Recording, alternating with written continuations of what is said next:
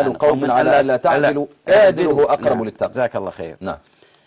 فإحنا نقول الله يطول عمرك يا أستاذ محمد أن الحكومة عادلة وآل خليفة يعني حكام عادلون وأساس حكمهم العدل.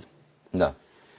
فمن خرج من السجن أكيد أن القضاء البحريني برأه بالأوراق الثبوتية ولا عليه شيء من الجرائم. أما من أدين حكم عليه سواء بالإعدام أو بالسجن مدة طويلة أو مدة يعني قصيرة من سنة ل5 ل7 إلى 15 إلى الإعدام.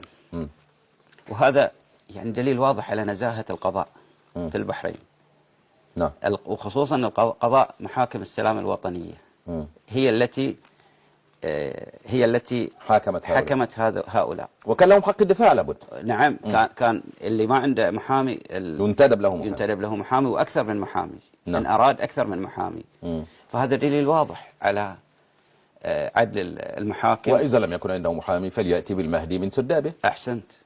ومنهم من رفض المحامي. عنده إرادة كونية نعم. ومنهم من رفض المحامي وعلم الغيب وعصمة. نعم. ومنهم من رفض المحامي وقال أنا أدافع عن نفسي فالحرية تركت له الفرصة ما في شك. نعم. طيب الأحكام التي صدرت نعم بعضها ربما يكون للملك عفو صحيح طبقا للدستور. نعم. بعض الأحكام الإعدام لم تنفذ إلى الآن. نعم.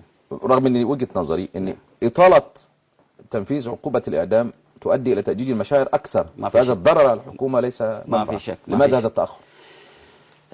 طبعا التأخر ليس تأخر مقصود ولكن تأخر قانوني.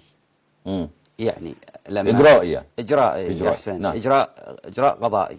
يعني مثلا عندكم في القانون ربما محكوم عليه يقعد مدة 60 يوم مثلا عشان يطعن بعدها. نعم. مش عارف. نعم. فهذه إجراءات قضائية ودخلوا في الإجازة القضائية.